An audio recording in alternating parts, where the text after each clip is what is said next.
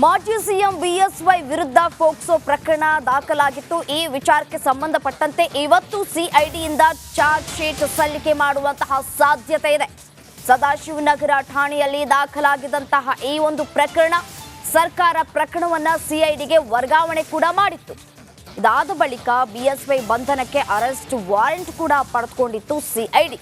ಇದಕ್ಕೆ ಹೈಕೋರ್ಟ್ನಿಂದ ಮಧ್ಯಂತರ ರಿಲೀಫ್ ಕೂಡ ಪಡೆದುಕೊಂಡಿದ್ರು ಯಡಿಯೂರಪ್ಪನವರು. ನಂತರ ಸಿಐಡಿ ವಿಚಾರಣೆಗೆ ಬಿಎಸ್ವೈ ರವರು ಹಾಜರಾಗಿದ್ದರು. ಬಿಎಸ್ವೈ ವಿಚಾರಣೆ ಮುಗಿದ ಹಿನ್ನೆಲೆಯಲ್ಲಿ ಇವತ್ತು ಚಾರ್ಜ್ ಶೀಟ್ ಅನ್ನ ಸಲ್ಲಿಕೆ ಮಾಡುವಂತಹ ಎಲ್ಲ ಸಾಧ್ಯತೆಗಳು ಕೂಡ ಇರುವಂಥದ್ದು. ಪೋಕ್ಸೋ ಪ್ರಕರಣದಲ್ಲಿ ಒಂದು ಕಡೆ ಬಂಧನಕ್ಕೆ ಒಳಗಾಗಿದ್ರು, ಅಂದರೆ ಬಂಧನ ಮಾಡಬೇಕು ಅನ್ನುವಂತಹ ನಿಟ್ಟಿನಲ್ಲಿ ಎಲ್ಲ ತಯಾರಿಯನ್ನ ಮಾಡಿಕೊಳ್ಳಲಾಗಿತ್ತು. ಸ್ಟೇ ತೆಗೆದುಕೊಂಡು ಬಂದ ನಂತರ ಇದೀಗ ರಿಲೀಫ್ ಸಿಕ್ಕಿದೆ. ಇವತ್ತು ಚಾರ್ಜ್ ಶೀಟ್ ಸಲ್ಲಿಕೆ ಮಾಡುವ ಸಾಧ್ಯತೆ ಇದೆ.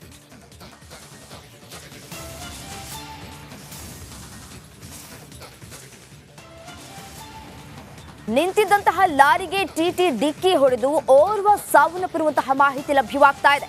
ಅಪಘಾತದಲ್ಲಿ 10 ಜನರಿಗೆ ಗಾಯಗಳಾಗಿದ್ದಾವೆ. ವಿಜಯನಗರ ಜಿಲ್ಲೆಯ ಹುಲಿಕೆರೆ ಕ್ರಾಸ್ ಬಳಿ ನಡೆದಿರುವಂತಹ ಘಟನೆ ಇದು. ಡಿಕ್ಕಿಯ ರಭಸಕ್ಕೆ ಟಿಟಿ ಸಂಪೂರ್ಣವಾಗಿ ಜಖಮಾಗಿದೆ. ಕೃಷ್ಣಪ್ಪ ಎನ್ನುವವರು ಸಾವನ್ನಪ್ಪಿದ್ದಾರೆ. ಈ ಒಂದು ಅಪಘಾತದಲ್ಲಿ ಇಬ್ಬರು ಮಕ್ಕಳು ಸೇರಿದಂತೆ 16 ಜನ ಟಿಟಿಯಲ್ಲಿ ಪ್ರಯಾಣವನ್ನ ಮಾಡ್ತಾ ಇದ್ರು. ನಿಂತಿದ್ದಂತಹ ಲಾರಿಗೆ ಹಿಂಬದಿಯಿಂದ ಬಂದಂತಹ ಟೆಂಪೋ ಟ್ಯಾಕ್ಸಿ ಡಿಕ್ಕಿಯನ್ನ ಹೊಡೆದಿದೆ. ಡಿಕ್ಕಿಯ ರಭಸಕ್ಕೆ ಸ್ಥಳದಲ್ಲೇ ಸಾವನ್ನಪ್ಪಿದ್ದಾರೆ ಓರ್ವರು. ಕಲಬುರಗಿಯಲ್ಲಿ ನಿಶ್ಚಿತಾರ್ಥ ಮುಗಿಸ್ಕೊಂಡು ಚಿಕ್ಕಬಳ್ಳಾಪುರದ ಆರೋಡಿ ಗ್ರಾಮಕ್ಕೆ ವಾಪಸ್ ತೆರಳ್ತಾ ಇದ್ರು. ಗಂಗಾವತಿಯಿಂದ ಮೈಸೂರಿಗೆ ತೆರಳ್ತಾ ಇದ್ದಂತಹ ಲಾರಿ ಕೆಟ್ಟು ನಿಂತಿತ್ತು. ಕಾನಹೊಸಳ್ಳಿ ಪೊಲೀಸ್ ಠಾಣೆಯಲ್ಲಿ ಈ ವಿಚಾರಕ್ಕೆ ಸಂಬಂಧಪಟ್ಟಂತೆ ಪ್ರಕರಣ ದಾಖಲಾಗಿದೆ.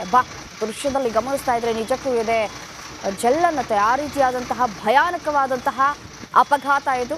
ಅಪಘಾತದ ರಭಸಕ್ಕೆ ಟಿಟಿ ಸಂಪೂರ್ಣವಾಗಿ ಜಖಮಾಗಿದೆ. ಅಪಘಾತದಲ್ಲಿ 10 ಜನರಿಗೆ ಗಾಯಗಳಾಗಿದ್ದಾವೆ. ವಿಜಯನಗರ ಜಿಲ್ಲೆಯ ಹುಲಿಕೆರೆ ಕ್ರಾಸ್ ಬಳಿ ನಡೆದಿರುವಂತಹ ಘಟನೆ ಇದು. ಡಿಕ್ಕಿಯ ರಭಸಕ್ಕೆ ಟಿಟಿ ಸಂಪೂರ್ಣವಾಗಿ ಜಖಮಾಗಿದೆ. ಓರ್ವ ವ್ಯಕ್ತಿ ಸಾವನ್ನಪ್ಪಿದ್ದಾನೆ.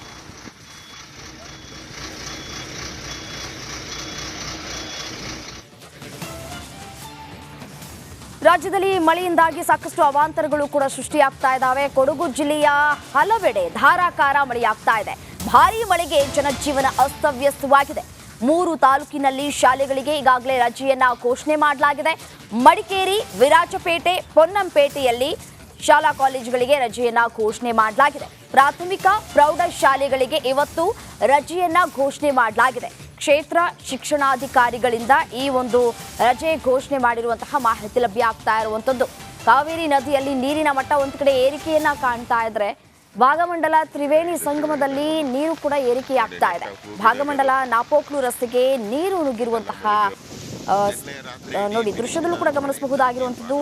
ನೀರಿನ ಮಟ್ಟ ಯಾವ ರೀತಿಯಾಗಿ ಹರಿತಾ ಇದೆ ಅಂತ ಹೇಳಿ ಆ ರೀತಿಯಾಗಿ ಮಳೆ ಆಗ್ತಾ ಇದೆ. ತ್ರಿವೇಣಿ ಸಂಗಮದ ನೂತನ ಪಾರ್ಕ್ ನೀರಿನಲ್ಲಿ ಸಂಪೂರ್ಣವಾಗಿ ಮುಳುಗಡೆಯಾಗಿರೋದನ್ನ ಕೂಡ ಗಮನಿಸಬಹುದಾಗಿರುವಂಥದ್ದು. ಧಾರಾಕಾರ ಮಳೆಗೆ ಒಂದು ಕಡೆ ರಜೆಯನ್ನ ಕೂಡ ಘೋಷಣೆ ಮಾಡಲಾಗಿದೆ. ಯಾವುದೇ ಅಹಿತಕರ ಘಟನೆಗಳು ಕೂಡ ನಡೆಯದಂತೆ ಮುನ್ನೆಚ್ಚರಿಕಾ ಕ್ರಮವನ್ನ ಅಲ್ಲಲ್ಲಿ ತೆಗೆದುಕೊಳ್ಳಲಾಗ್ತಾ ಇದೆ.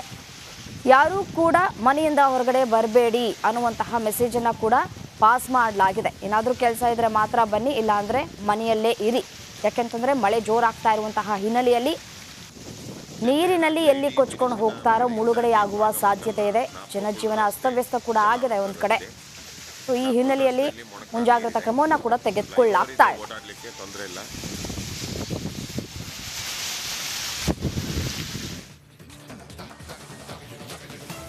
ಪುತ್ತೂರಿನಲ್ಲಿಯೂ ಸಹ ಭಾರೀ ಮಳೆ ಆಗ್ತಾ ಇದೆ. ಮಳೆಗೆ ಅವಾಂತರಗಳೇ ಸೃಷ್ಟಿಯಾಗಿರುವಂಥದ್ದು. ಮಣ್ಣಿನ ಅಡಿ ಸಿಲುಕಿದೆ 2 ಮಕ್ಕಳು ಅನ್ನುವಂತಹ ಮಾಹಿತಿ ಲಭ್ಯವಾಗ್ತಾ ಇದೆ. ಪುತ್ತೂರಿನ ಬನ್ನೂರು ಬಳಿಯ ಜೈನರ ಗುರಿಯಲ್ಲಿ ನಡೆದಿರುವಂತಹ ಘಟನೆ ಇದು. ಮಣ್ಣು ಬಿದ್ದು ಮನೆಯ ಅರ್ಧ ಭಾಗ ಸಂಪೂರ್ಣವಾಗಿ ಕುಸಿತವಾಗಿದೆ. 2 ಮಕ್ಕಳನ್ನ ಪಾರು ಮಾಡಿದ್ದಾರೆ ಮನೆಯವರೇ. ನಸುಕಿನ ಜಾವ ನಿದ್ದೆಯಲ್ಲಿ ಜಾರಿದಂತಹ ಸಂದರ್ಭದಲ್ಲಿ ಈ ಒಂದು ಧರೆ ಕುಸಿತವಾಗಿದೆ. 2 ಮಕ್ಕಳನ್ನ ಪಾರು ಮಾಡಿಕೊಂಡಿದ್ದಾರೆ ಮನೆಯವರು. ಮಣ್ಣು ಬಿದ್ದ ಪರಿಣಾಮ ಮನೆಯ ಅರ್ಧ ಭಾಗ ಕಂಪ್ಲೀಟ್ ಆಗಿ ಕುಸಿದು ಹಾನಿಯಾಗಿದೆ. ದೃಶ್ಯದಲ್ಲೂ ಕೂಡ ಗಮನಿಸಬಹುದಾಗಿರುವಂಥದ್ದು. ಮನೆಯ ಅರ್ಧ ಭಾಗ ಕುಸಿತಗೊಂಡಿರುವಂತಹ ದೃಶ್ಯಾವಳಿಗಳನ್ನ. ಮಸೀದು ಮತ್ತು 2 ಮಲಗಿದಂತಹ ಕೊಠಡಿ ಮೇಲೆ ಈ ಒಂದು ಮಣ್ಣು ಬಿದ್ದಿದೆ. ತಕ್ಷಣ ಎಚ್ಚೆತ್ತು ಮಣ್ಣಿನ ಅಡಿ ಇದ್ದಂತಹ 2 ಮಕ್ಕಳನ್ನ ರಕ್ಷಣೆ ಮಾಡಲಾಗಿದೆ. ತಂದೆ ಮಸೀದ್ ಮನೆ ಪಕ್ಕ